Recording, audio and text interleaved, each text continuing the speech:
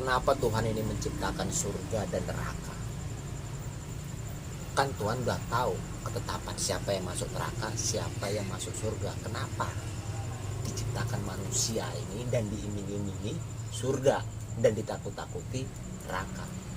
Coba Bapak lihat. Ya terserah dia lah. Berarti udah nih bikin kontennya ya. Udah selesai. Udah. Ya terserah Tuhan lah mau bikin apa lah. Kita mau protes terus kita siapa gitu. Tapi oke lah, karena Tuhan juga nggak mungkin semena-mena kan gitu. Tujuannya diciptakan surga dan neraka itu sebenarnya sebagai reward and punishment. Nah itu dia bahasa sampean saya kurang tahu. Coba di translate bahasa Jawa apa Indonesia lah. Reward itu berarti penghargaan, ya kan? Orang berprestasi itu dikasih reward, penghargaan, kasih hadiah. Sementara punishment adalah hukuman. Nah, dasarnya Allah ini memberikan amanat. Allah ini ingin menciptakan makhluk yang patuh taat padanya dengan kesadarannya sendiri.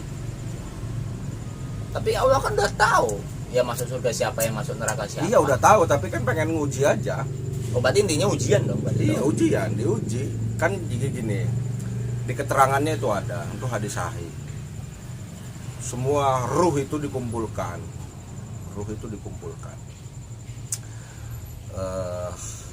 Siapa aku? Ruh kita itu menjawab, engkau Tuhan kami. Anta Rabbana, anta Robbi, engkau adalah Tuhanku gitu loh. Ma antum gitu loh, ma anta, siapa kamu gitu. Kami adalah hambamu gitu. Nah ikrar ini kata Allah dibayar dengan surga. Siapa yang konsisten dengan ikrarnya itu di alam ruh itu, tapi harus diuji di dunia, ikrarnya itu bener enggak gitu loh. Diuji. Siapa yang konsisten sampai matinya, la ilaha illallah, tiada Tuhan selain Allah, dibeli dengan surga gitu. Itulah makanya yang kita bicarakan kemarin pentingnya iman. Jikalau nih nggak ada surga, nggak ada neraka, kira-kira manusia ini masih mau nggak sih sujud sama Allah, Li? Seandainya nggak diciptakan surga dan neraka ini. Wah nggak tahu dah soalnya. Kalau berandai-andai susah juga ya. Narasumber bingung guys, baru kali ini narasumber bingung. Biasanya ada aja loh buat ngeles loh. Jadi gini loh, kita berandai-andai gitu kan susah. Buktinya soalnya konteksnya nggak ada. Sebab yang dijanjikan surga dan neraka itu yang orang-orang makhluk yang diwajibkan menyembah dia. Kenapa diwajibkan menyembah dia? Karena ada potensi pembangkangan. Semua makhluk itu takut Yus, dan gak dikasih tahu rahasia penciptaan alam semesta ini, gak dikasih tahu. Yang dikasih tahu itu kita. Kegunaan udara, api, angin, air digunakan sedemikian, rahasia-rahasia penciptaan itu dikasih tahu, ilmu-ilmunya dikasih tahu, itu cuma kita. Kita diberikan kebebasan. Padahal makhluk-makhluk lain gak diberikan kebebasan, enggak. Kita diberikan kebebasan. Makhluk lain tuh nggak ada yang berani menghina Allah, nggak ada. Cuma jin dan manusia yang berani menghina Allah. Dan nggak dibalas hari itu juga, enggak. Kadang ada mungkin. Ada ya. Ada penundaan gitu loh. Masih dikasih waktu tobat. Kontraknya itu sampai matinya. Kalau mati udah gak bisa tobat lagi. Gitu loh. Jadi kenapa surga dan neraka diciptakan? Sebagai reward and punishment, sebagai ganjaran hadiah atau sebagai hukuman atas ujian ini. Kelihatannya berat, Yus. Kelihatannya berat, tapi mudah. Lebih sulit itu ujian sekolah. Masa? Ujian sekolah itu lu nggak boleh nyontek. Ya, nggak boleh nyontek. Kalau salah 0, nggak lulus langsung. Kalau manusia itu ujian hidup udah disuruh nyontek malah. Ya, tinggal nyontek ya. Tinggal nyontek. Kamu mau udah ada contohnya. Masalah hidupmu apa? Ya kan, masalah hidupmu apa? Jawabannya itu ada di Al-Qur'an. Tinggal cek aja Al-Qur'an. Jawabannya ada dalam Al-Qur'an. Kalau di Al-Qur'an kamu puyang nyarinya, nggak tahu karena kurangnya ilmu, kamu bisa cek hadis. Kamu bisa cek sunnahnya Rasulullah seperti apa. Kalau hadis dia nggak tahu juga, kan dikasih akal. Datang ke Telugong Dikasih akal sehat. Kita dikasih akal sehat, kita diberikan anugerah itu bisa membedakan yang benar, yang salah, yang baik, yang buruk. Kita mengenali gitu loh. Kita mengenali aja. Nah, pikir-pikir aja gitu loh. Jadi contekannya udah lengkap tuh. Contekannya udah lengkap. Nabi-nabi udah dikirim, orang-orang suci udah dikirim. Tinggal nyontek aja hidup mereka seperti apa, tinggal ngikut gitu. Ya kan, kalau gagal diulang boleh, kalau gagal diulang boleh, kalau sampai mati gitu. Batasnya sampai bel kematian datang. Boleh nyontek, silakan aja nyontek. Malah dikasih tahu jawabannya. Bukan nyontek, ini mah dikasih tahu. Jawabannya ini loh. Saya kok kerja kok duitnya kurang terus gitu ya, hidup kok susah melulu. Nah itu dia tuh ya, mungkin klinik sendi banyak yang keluh kesah seperti itu. Coba jawabannya seperti apa? Ya jawabannya di Al-Quran ada. Jawabannya di Al-Quran, kalau kamu hidupmu susah itu berarti ada yang salah dengan dirimu, ya kan? Makanya ulama-ulama mengatakan kalau hidupmu dalam keadaan susah, coba perbaiki sholatmu, perbaiki imanmu, perbaiki sholatmu, perbaiki keyakinanmu, kemudian keluarkan zakatmu, keluarkan sedekahmu, keluarkan infakmu, silaturahmi sama orang, kan gitu. Jawabannya udah ada, tinggal ikutin aja gitu. Rezeki, kalau susah jodoh nih sama, jodoh kan juga rezeki. Jodoh juga rezeki gitu loh. Ya sabar aja, pantas-pantaskan diri aja dulu gitu loh. Iya, memantas-mantaskan diri aja dulu, memperbaiki diri dulu, nanti juga jodoh datang sendiri kan. Sama kayak orang kerja. Dibutuhkan tenaga marketing berpengalaman, kita nggak punya pengalaman berarti kita nggak siap. Kalau gitu kita harus siap belajar ilmu marketing. Lalu begitu datang kesempatan pas, oh saya udah siap. Ya jodoh juga lamar kayak ya kan. lamar langsung diterima. Begitu juga jodoh kan, kita mempersiapkan diri, dicari laki-laki yang tidak jelek, tidak ganteng, sholatnya rajin, kerjanya mapan, ekonominya mapan, apalagi gitu. Ya udah ikutin aja itu. Begitu datang cewek pas sama kriterianya langsung dapet, daripada ngeluh-ngeluh di sosmed. Jadi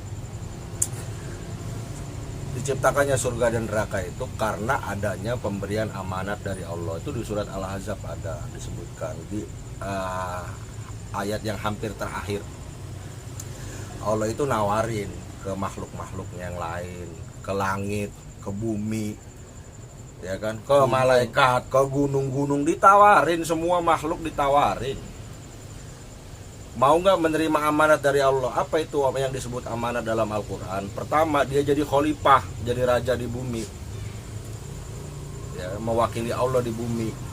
Dikasih tugas-tugas sama Allah, dikasih PR, dikasih tugas, dikasih ujian.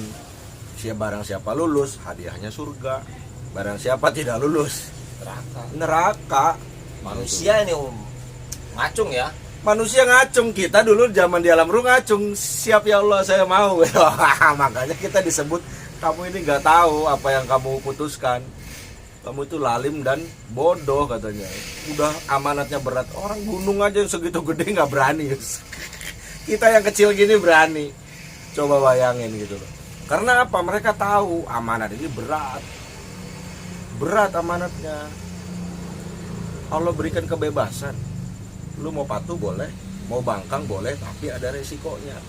Patuh resikonya surga, bangkang resikonya neraka. Clear. Betul. Nah, ini juga pembelajaran hidup, Yus. Semakin banyak Allah berikan kita nikmat di dunia ini ya, lu hati-hati. Karena di balik nikmat ada ujian. Kebebasan kita dalam memutuskan sesuatu itu kan nikmat dari Allah. Sementara makhluk lain nggak punya kebebasan. Makhluk lain mah udah ada catatannya dari Allah, udah pasti begitu. Dia nggak punya kebebasan. Manusia itu dikasih kebebasan, menentukan nasibnya sendiri. Gitu loh. Dia mau patuh, mau bangkang, terserah. Tapi ingat ada resikonya. Nah ini yang nggak berani, makhluk-makhluk lain ini nggak berani, takut. Takut apa? Nggak kuat menerima amanat ini. Takutnya Allah murka, kita kena siksa. Oh mending nggak usah lah, kita cari aman aja. Nah kita ini dulu ngacung, mau diuji kayak gini tuh mau. Makanya berat kan. Dikasih nafsu kita, betul, berat kan gitu. Memang binatang yang lain, maksudnya makhluk yang lain seperti binatang nggak dikasih nafsu ya, hanya nggak dikasih akal li. Nggak dikasih akal kalau Ya, kita dikasih nafsu, dikasih akal, dikasih hati kol. sempurna ya. Jadi ada device Ya. yang sempurna, nafsu, akal, kol. Jadi device-nya udah sempurna, instrumen kita ini udah Kalau sempurna. binatang dikasih nafsu. Nafsu aja, main insting, naluri, insting kayak ikan. Ikan tuh kan nggak pernah belajar, Yus. Udah tahu dipancingin orang, kena lagi. Karena insting dia kalau ada makanan caplok. Gitu. Kalau manusia kan kejeblos sekali, 2 kali, 3 kali, dia bisa belajar. Wah, gue pernah pengalaman 3 kali gue dibohongin yang kayak gini nih, nggak mau lah. Tapi kalau 4 kali masih bohongin lagi, berarti dablek gitu li. Iya, makanya dibilang lu mah kayak ini apa, keledai ya kan, jatuh pada Lubang yang sama. lubang yang sama. Berarti kita jatuh pada lubang yang beda-beda. Lubang ini A, si B, Lubangnya si C. beda-beda kita jatuhnya ya. Jadi kalau hewan itu seperti itu, insting. Jadi dia kalau dipancing dengan hal yang sama dia kena terus karena dia punya insting doang. Kalau kita punya akal. Lu boleh nipu orang sekali, 2 kali, 3 kali dengan cara yang sama, tapi nggak mungkin terus-terusan nipu dengan cara yang sama. Lama-lama manusia belajar gitu. Jadi itulah menurut gua, bisa salah bisa benar, tujuan surga dan neraka diciptakan adalah reward dan punishment. Karena kita diuji kan, memang surga dan neraka itu isinya kalau nggak jin ya manusia kan. Oh, jin masuk surga juga ada. Ada, karena jin juga sama kayak kita. Tidak diciptakan jin dan manusia kecuali beribadah kepada aku, mengabdi, menghamba kepada aku, kata Allah kan begitu. Jadi yang diuji itu manusia dan jin, makanya rewardnya surga dan neraka. Surganya jin bagaimana ya, itu urusan nanti lah. Nanti kalau kita ada di surga baru kita tahu. Tapi ada kemungkinan nggak sih semua manusia ini masuk surga? Enggak semuanya. Kan Enggak kita ada. asalnya dari surga, Meh. Iya, itu. Pulang kampungnya kan ke surga. Iya, makanya diingetin sama Allah, aslinya kita itu lewat Nabi Muhammad ya. Aslinya kita itu penduduk surga. Kita tuh alien di sini. Fungsi di sini, merantau. Iya, kita tuh alien, bukan tempat kita di bumi, bukan. Kita tuh di bumi itu alien, singgah aja gitu loh. Aslinya kita penduduk surga, makanya diingetin Allah, kamu tuh aslinya nenek moyangmu awalnya di surga. Kamu tuh semua manusia, aslinya penduduk surga. Memang karena ikrar tadi kan dibeli sama Allah, ikrar bahwa kita hambanya dia Tuhan kita. Berarti nggak semuanya masuk surga nih? Ya kan kalau diuji kan ada yang lulus ada yang enggak. Nggak punya endingnya. Iya. Iya kan neraka mesti ada isinya. Nabi Muhammad pernah Isra Mi'raj ngelihat neraka ada isinya manusia. Kan ada yang disiksa kekal selama-lamanya. Berarti mungkin sebelum masuk ke surga ini dicuci dulu kali deh. Ya ada. Jadi kan manusia itu terbagi 3. Ada yang otomatis ketika diperiksa laporan ujiannya itu lulus otomatis langsung ke surga. Ada manusia yang ketika dicek ujiannya itu dihisap lah istilah kita, Masih ada salah-salahnya. otomatis masuk neraka. Otomatis. Otomatis. Nah yang satu ini yang terakhir nih, dia ini orang udah masuk surga, orang udah masuk neraka. Dia ini ada sekumpulan manusia yang belum masuk surga, belum masuk neraka, masih Kenapa nunggu itu? keputusan. Ya karena di tengah-tengah nilainya. Nilainya tuh di tengah-tengah, di bibir jurang antara lulus dan tidak gitu. Jadi dia tuh masih nunggu. Nah, dari sekumpulan orang yang menunggu ini ada yang masuk surga karena setelah diuji lagi, dihisap lagi, ternyata timbangan amal baiknya Berat. lebih berat daripada amal buruknya, masih lebih berat dikit ya, akhirnya dikasih masuk surga. Nah ini yang Itu langsung tuh, nggak melalui neraka lagi. enggak Yang ketiga ini.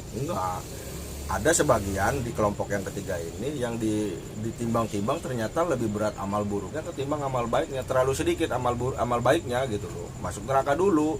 Tapi Allah tidak menyia-nyiakan imannya dan amal baiknya, meskipun kata Allah seberat zarroh ya kan? Zarroh itu diartikan debu oleh bahasa Indonesia, padahal zarroh itu benda yang bisa kamu lihat pakai panca indera kamu, dan itu yang paling kecil. Makanya dicari-cari yang paling pas tuh debu. Padahal bisa juga artinya atom. Walaupun cuma kecil gitu loh, tetap Allah nggak menyia-nyiakan. Walaupun kamu di neraka dulu, tapi kamu akan keluar. Yang sebesar debu itu amal baik kita, Allah balas dengan surga. Berarti ada yang kekal di neraka, Li? Ada. Oh, bahaya itu, Li. Yang nggak punya iman, yang nggak beriman. Yang nggak beriman ya? Yang nggak beriman tuh kekal di neraka. Waduh, ya Allah. Makanya lu kalau baca Quran, yang dilaknat Allah itu diancam kekal di neraka itu yang nggak punya iman, yang nggak mau beriman pada Allah, padahal bukti-buktinya udah banyak. Ya sekarang kalau Bukti-bukti kekuasaan Allah itu udah banyak. ngelihat orang yang beriman gimana, Li, cara nilainya, Li? Salah satunya, Li.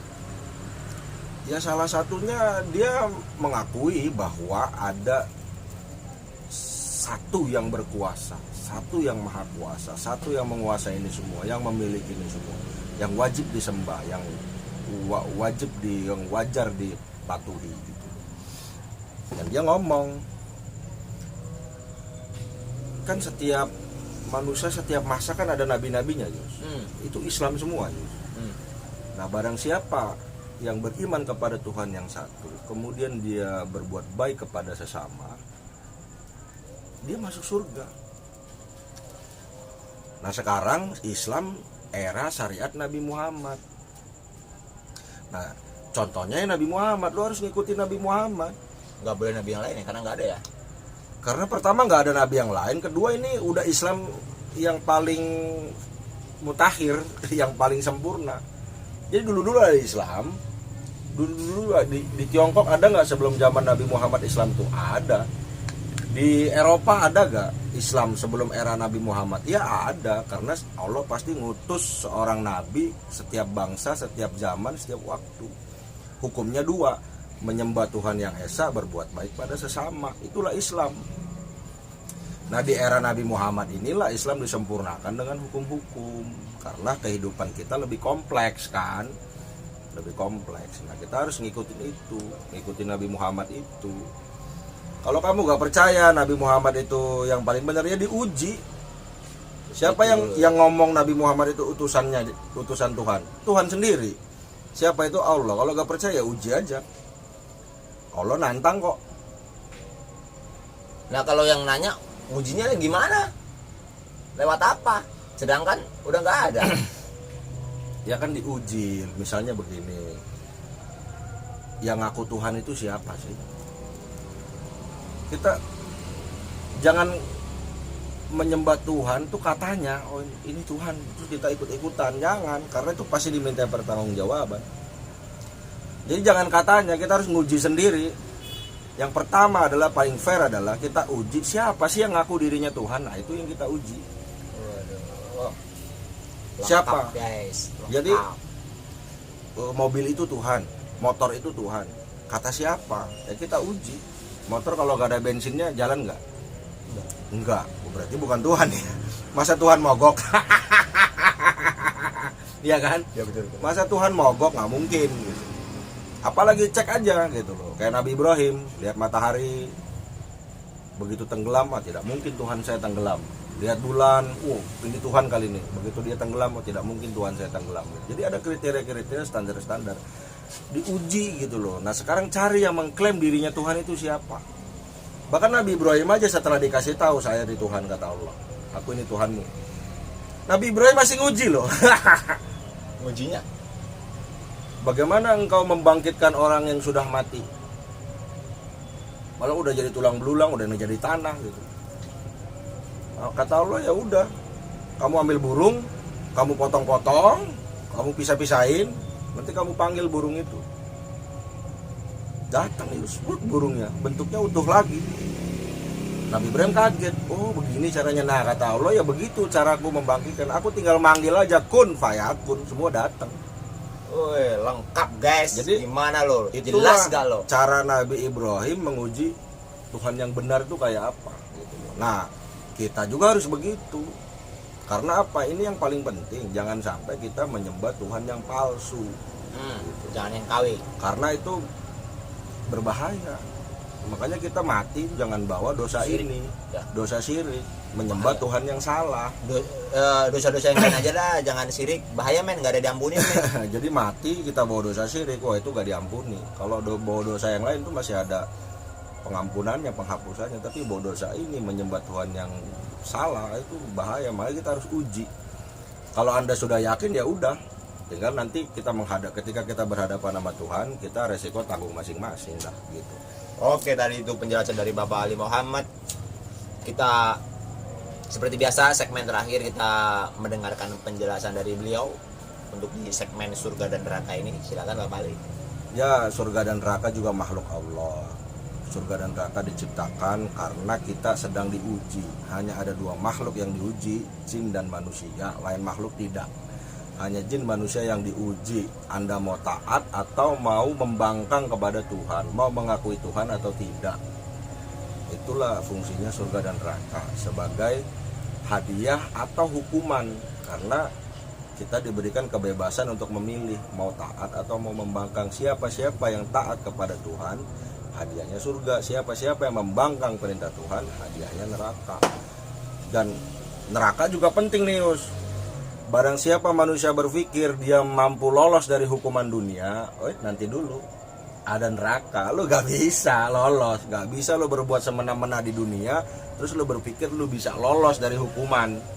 Karena ada orang, contohnya Hitler, udah bunuhin jutaan orang. Hukumannya apa yang pantas? Kan nggak tahu dia matinya bagaimana, simpang siur, kontroversial kan. Kalau Hitler berpikir dia bisa lolos dari hukuman, ntar dulu. Karena pasti ada akhirat. Nah, di akhirat itulah dia pasti diadili. Nah, kalau lu jahat, lu pasti masuk neraka. Ini penting karena ada manusia yang memang berbuat jahat dan dia tidak dihukum sesuai kejahatannya. Kan banyak tuh orang nyuap di pengadilan, ya kan?